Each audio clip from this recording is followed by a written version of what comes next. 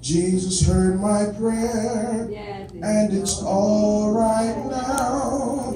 It's all right now. It's all right now. Jesus heard my prayer, and it's all right now. They were looking at me here, girl. Oh, it's all right now. It's all right now. Jesus heard my prayer, and it's all right now. It's all right now. It's all right now. Jesus heard my prayer, and it's all right now. Then he go, oh, it's all right now. Yes, it's all right now. Jesus heard my prayer, and it's all right now. It's all right now. Woo, it's all right now. Jesus heard my prayer. Say it again. Say, Jesus heard my prayer. One more time. Jesus heard my prayer, and it's all right.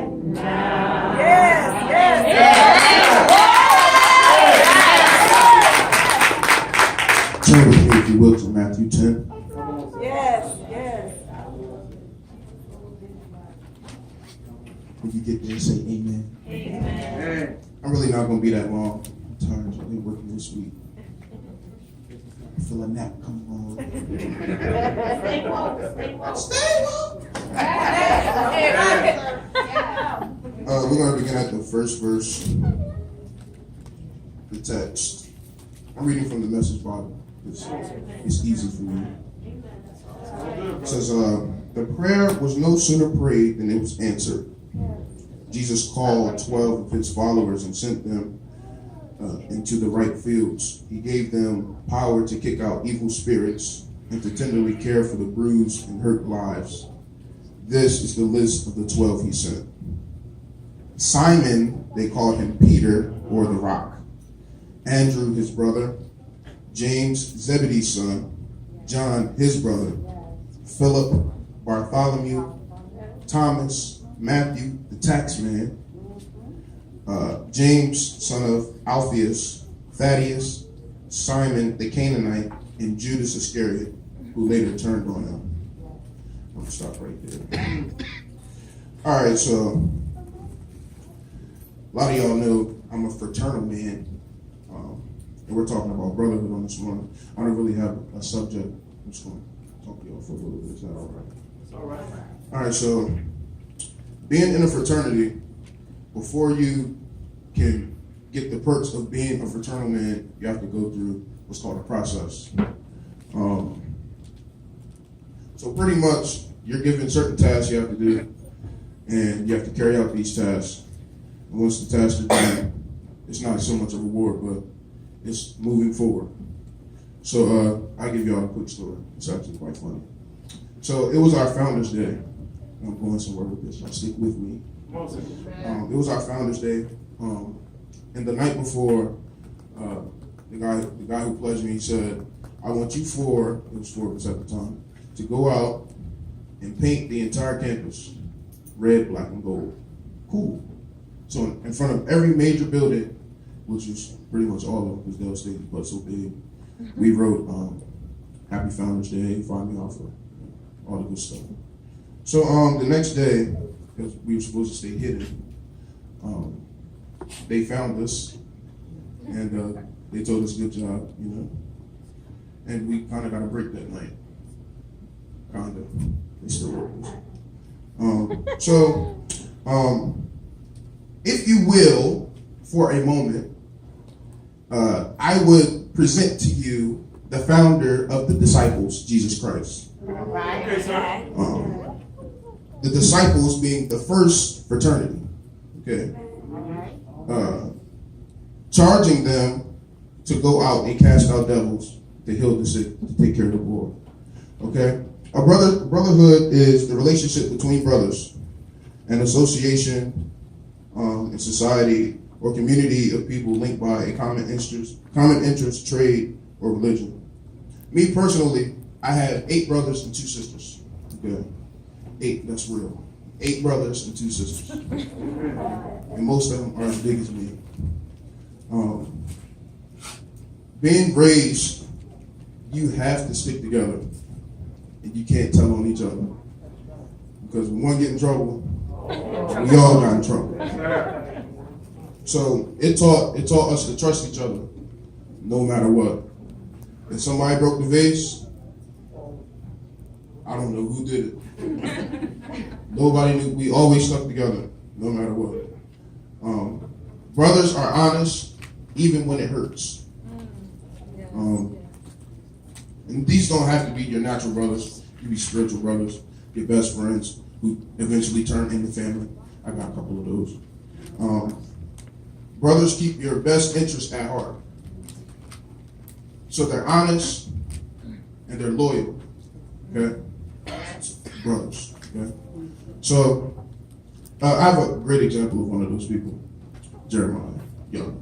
It's my boy, it's my man's. Honey Brad. My ride or die, my East Boone Coon. That's my road dog, you know what I'm saying? You know what I mean? So I met Jeremiah at Dover High my sophomore year. I think it was 2007, 2008. We had English class and choir together. And we hit it off one day. I found out he was a preacher's kid. He found out I was a preacher's kid. We just took it and ran with it. He shared with me his life experiences, which were very much similar to mine. The trouble he got into was the same trouble I got into. And then we started to get in trouble together. It taught me to be a keeper of my brother, my natural brothers, because I had a spiritual brother. I wasn't raised in the same household as the rest of my brothers, but I am my brother's keeper. There's no time any of them can call me for anything, and you got it. No hesitation. If I don't have it, I'm gonna find a way. Sisters too, because yeah.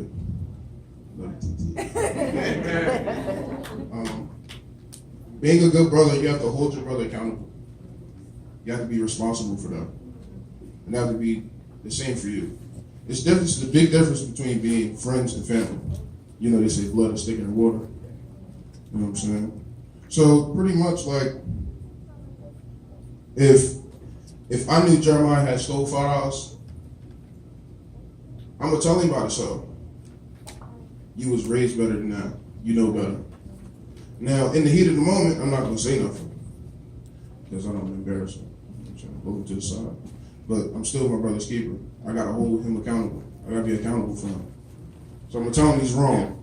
I gotta be honest. And then in the long run, when it's my turn, when I mess up, he has to be honest with me. It's a give and take. It's a relationship.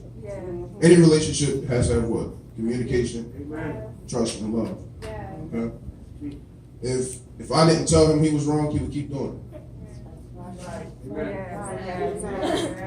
If I didn't communicate to him he was wrong, he would keep doing it. If I didn't love him, I wouldn't tell him the right thing.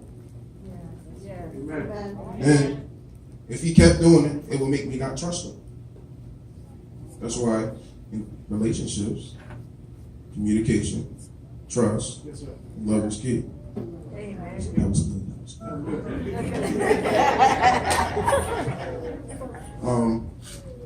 All right, so the disciples, right?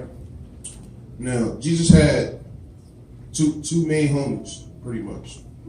It was John, it was Peter. Come on with it. All right, now, John was the lover. He was the hippie of the group.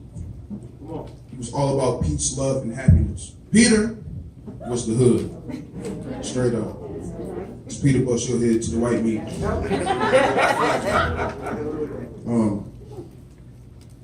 You have to be careful who you have in your ear and who you have in your circle. And who you call brother, who you call friend. You have to really discern that nowadays, especially nowadays. There's too much backbiting going on. Too much. People talk a lot. Too much. It's the truth.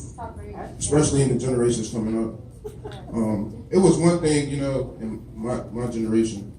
I mean, we was pretty bad, but this one coming up behind us, they'd be some work, and they know it all, so they're not gonna listen.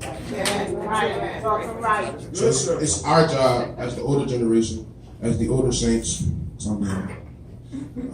as the seasoned saints. There we go. To hold them accountable. Then that's how you gain little brothers, little sisters. That's how you build your brotherhood. You have to be a good example, no matter what. In the face of adversity, you got to do the right thing.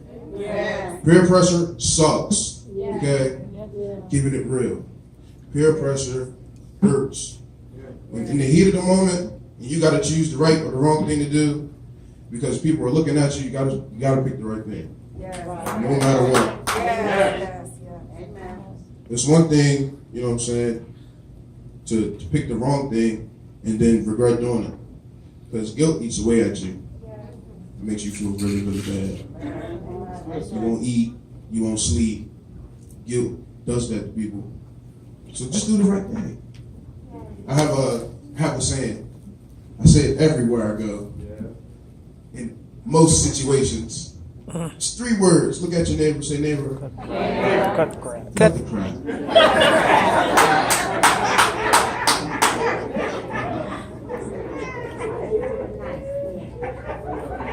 Now turn to your other neighbor. Say, neighbor.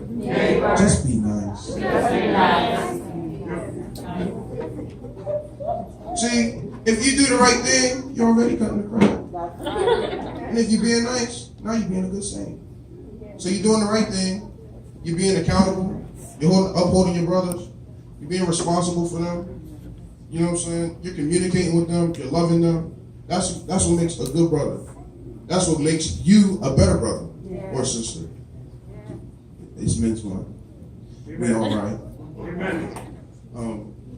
So I beseech you, beloved,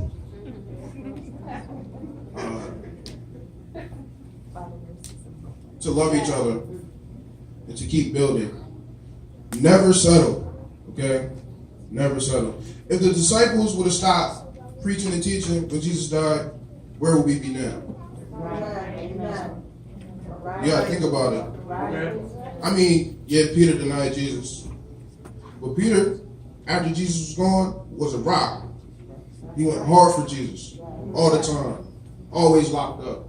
Him, Paul, Silas, always locked up, going hard for Jesus. If they didn't do that, where would we be now? Yes. If they would have said, man, he's just gone, forget it. I'm just gonna move on. We wouldn't be here today. Yeah. They went hard for God. We gotta go hard for God. Yes. We go hard for everything else. Football season coming up. Yes, sir. Right. Football season coming. Y'all gonna go hard to watch them games, but you gonna go hard in prayer. Come on now. Let me go sit down. You know what I'm saying?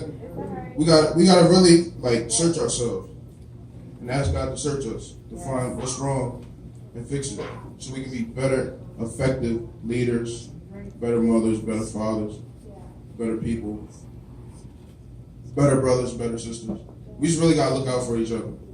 Like, our church is small, but we big, we know. It's because we so tight here. We a tight-knit family. One hurt, we all hurt.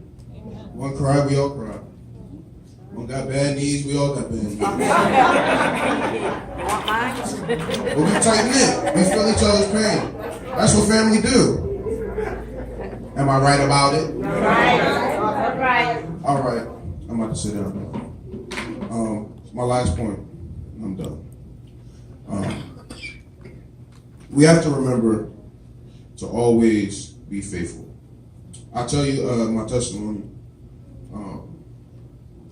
Growing up, being a musician, I played drums first. I played drums for 12, 13 years at my parents' church. And the musicians around me will always get paid. Always get a couple dollars here, a couple dollars there. So one day I went up to my mom and my dad. I was like, Where's my money at? Why they getting paid? I'm not getting paid. My dad always told me, he said, boy, you worry about the wrong things. He said, as long as you're faithful to God, He's going to bless you. About 2 or 3 months later, everybody get their little envelope after church. Somebody walks past me and sticks it in my pocket. And I look, a couple dollars, I said, Lord. Then the next weekend, it happened again. Then 2 months later, it went up. When you're faithful, God looks out for you. Yes. At my job, another example. I've been at Doc McGrogan's for two years. I worked in the front for a year. I moved to the kitchen in January. All right, check this out. About to blow your mind. Okay. I've been wanting to quit there since I got there. Okay. But God told me not to leave. Okay. I come in when they call me, and she be mad. This one, she be tight. Come in when they call me, stay all night long, close the restaurant, go home tired. So then, about the middle of February, most of the line had either quit or got fired. I was a line cook then, fry cook. I got bumped literally from a fry cook to sous chef. Overnight. I've been running the kitchen since March. If you're faithful, God will bless you. Even when you don't want to do it. There's been plenty of Sundays I've been dead tired. Elder Shannon can attest to it. Overnight shift at the prison takes a toll on you, but he still comes. He might sit there and nod a little bit, but he's still here. And I know for a fact God continues to bless him. Continues to bless me. If you're faithful, God will do it. I'm telling you.